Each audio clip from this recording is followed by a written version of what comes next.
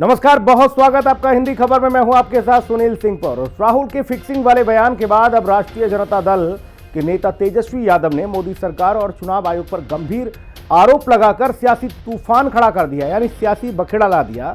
तेजस्वी ने कहा कि बिहार में भी चुनाव को लेकर संदेह स्वाभाविक है, क्योंकि 2014 के बाद से मोदी सरकार ने देश की संवैधानिक संस्थाओं को हाईजैक कर लिया है और वहीं पलटवार करते हुए एनडीए ने इसे हार की हताशा बताया है। तो वहीं केंद्रीय मंत्री चिराग पासवान ने कहा कि राहुल गांधी चुनाव हारने के बाद आत्ममंथन की जगह बहाना ढूंढते हैं। और इस बीच चुनाव आयोग ने भी राहुल के आरोपों पर तगड़ा प्रहार किया है और कहा कि चुनाव आयोग से राहुल गांधी को कई बार जवाब दिया जा चुका है, लेकिन वो हैं कि मानते नहीं। हिंदी खबर की ये स्पेशल रिपोर्ट देखिए।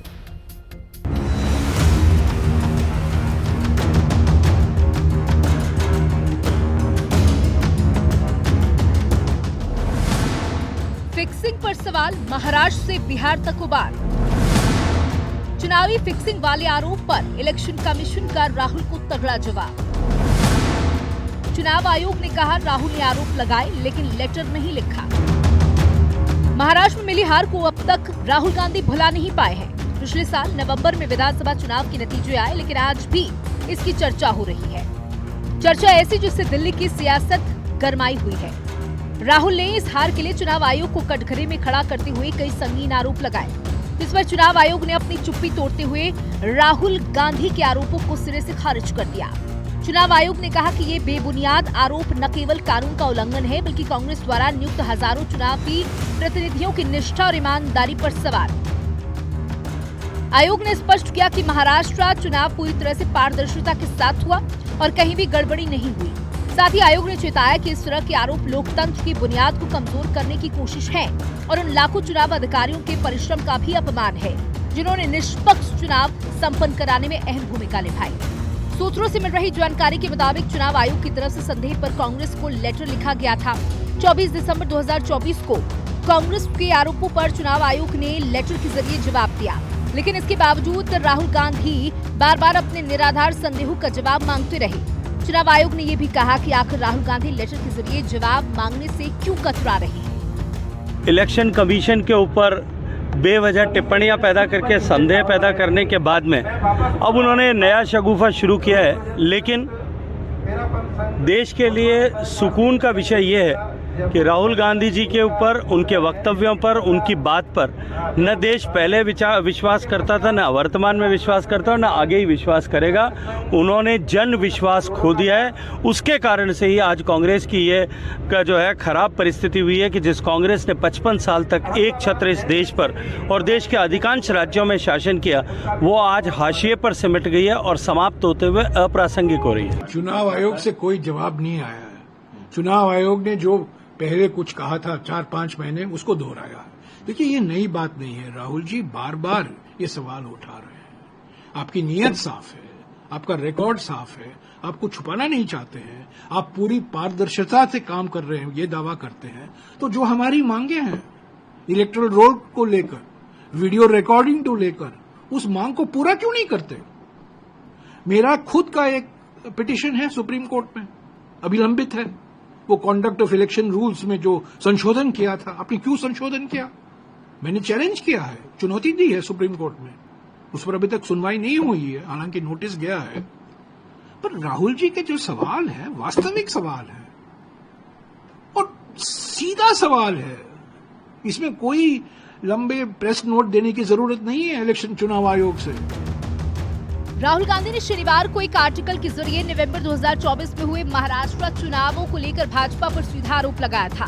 उन्होंने कहा कि इस चुनाव में मैच फिक्सिंग की गई थी, जिसमें पहले से ही भाजपा की जीत तय करने की पूरी कोशिश की गई। राहुल ने आरोप लगाया कि भाजपा और उसके सहयोगी ने चुनाव जीतने के लिए 5 स्टेप की प्लानिंग की थी और महाराष्ट्र की तरह ही मैच फिक्सिंग अगली बार बिहार में होगी, फिर किसी भी राज्य में जहाँ भाजपा हारती दिख रही है, जिस पर सियासी बवाल मच गया। बेशक अभी बिहार चुनाव का ऐलान नहीं हुआ, लेकिन राहुल के फिक्सिंग वाले बयान के बाद से सियासत का केंद्र बिंदु बिहार चुनाव जरूर बन गया है। आरोप और प्रत्यारोप का सिलसिला जारी है। बिहार विधानसभा में नेता प्रतिपक्ष तेजस्वी यादव से जब पूछा गया क्या बिहार में भी चुनाव फिक्स करने की तैयारी चल रही है, तो उन्होंने राहुल गांधी के आरोपों को सही बताते हुए कहा, बिल्कुल सही आशंका है।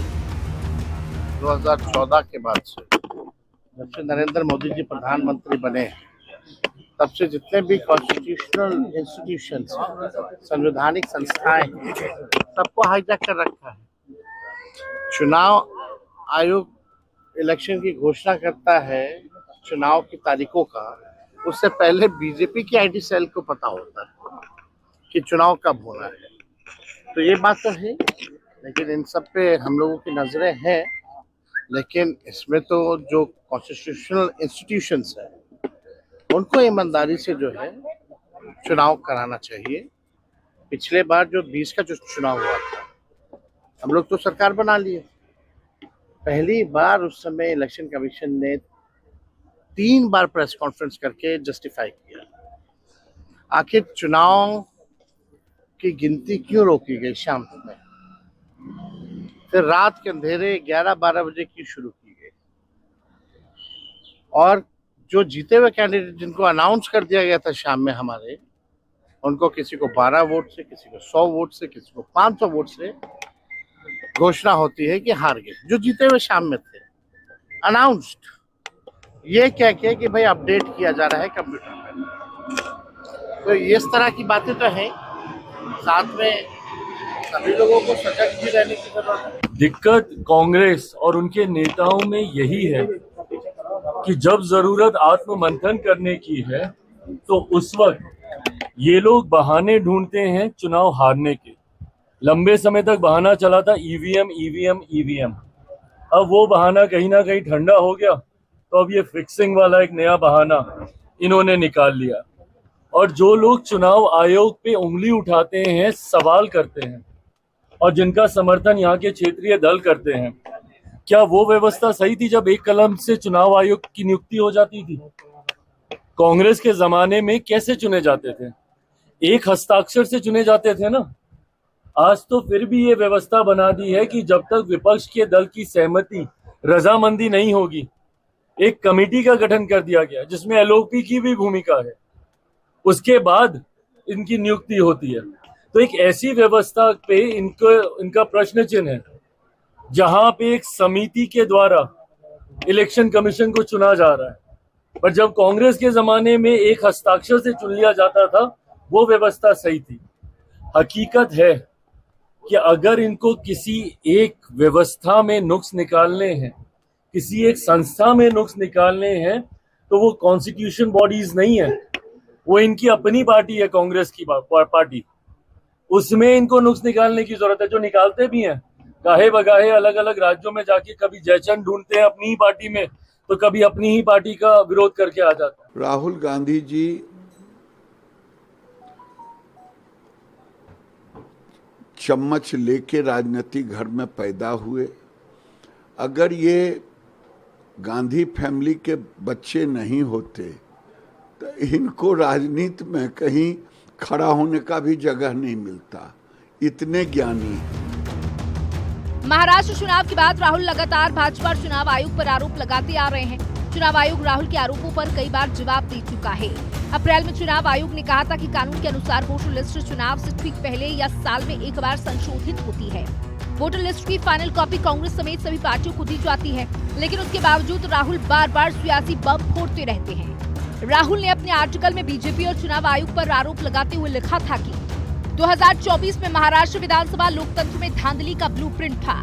निर्वाचन आयोग की नियुक्ति करने वाली समिति पर कब्जा किया गया, फर्जी मतदाताओं को सूची में जोड़ा गया, मतदान प्रतिशत बढ़ा चढ़ा कर दिखाया गया।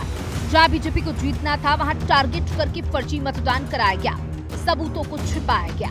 बात जब महाराष्ट्र से जुड़ी थी तो जवाब वहां से भी आया। राहुल के आरोप पर महाराष्ट्र के मुख्यमंत्री देवेंद्र फडणवीस ने कहा कि जिसे जनता ठुकरा देती है, वो जनादेश को ही ठुकरा देता है, और राहुल गांधी महाराष्ट्र के वोटर्स का अपमान कर रहे हैं। फडणवीस ने रविवार को एक मराठी अखबार में लिखा कि राहुल की नीति है कि अगर लोगों को समझा नहीं सकते तो उन्हें उलझा दो।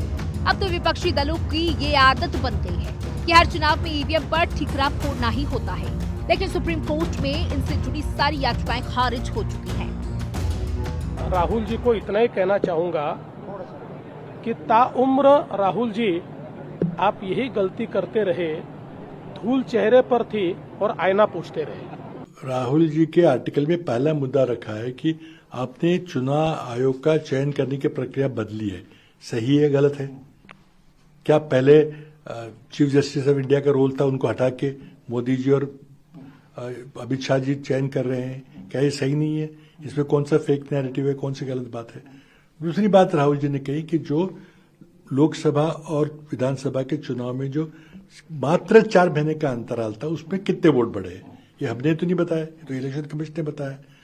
तो ये अनैसर्गिक रूप से इतने ज्यादा वोट कैसे बढ़े, और जो वोट एक तरफा गए हैं, और इसलिए हम पूछ रहे हैं कि जब हमने सबमिट किया था अपने अपने क्षेत्रों में आप रजिस्टर करा रहे हो, जांच कीजिए कि एक व्यक्ति कितनी जगह वोट देने की कोशिश करा, आपने कुछ नहीं किया, तो इसमें कौन सा फेक नैरेटिव है? देश में जिस वक्त गर्मी की तपिश से लोग परेशान हैं, उस वक्त महाराष्ट्र से लेकर बिहार तक की सियासत में मैच फिक्सिंग की हवा ऐसी चली कि जो फिलहाल थमती नजर नहीं आ रही। और जिस तरह से बीजेपी से लेकर कांग्रेस और बिहार समेत तेजस्वी चिराग तक राहुल के फिक्सिंग वाले बयान को लेकर एक दूसरे पर सियासी प्रहार कर रहे हैं, यह हवा बिहार चुनाव के नतीजे तक बवंडर में बदल जाए, जो चौंकिएगा नहीं। लेकिन सबसे बड़ा सवाल यह है कि जब हार का स्वाद कड़वा हो तो लोकतंत्र के चौकीदार को कटघरे में खड़ा कर देना कहां तक सही है? और दुनिया के सबसे बड़े लोकतंत्र में जनता को अब ये सोचना होगा कि इस तरह के सवालों के पीछे मकसद क्या है, सुधार या फिर सियासत। हिंदी खबर की स्पेशल रिपोर्ट।